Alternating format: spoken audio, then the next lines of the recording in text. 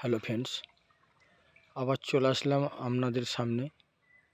আপনারা যদি আগেকার দিনের মতো দীর্ঘদিন বাঁচতে চান, সুস্থ থাকতে চান, তাহলে কিন্তু এই দেশটাকে কেটে নষ্ট করলে হবে না।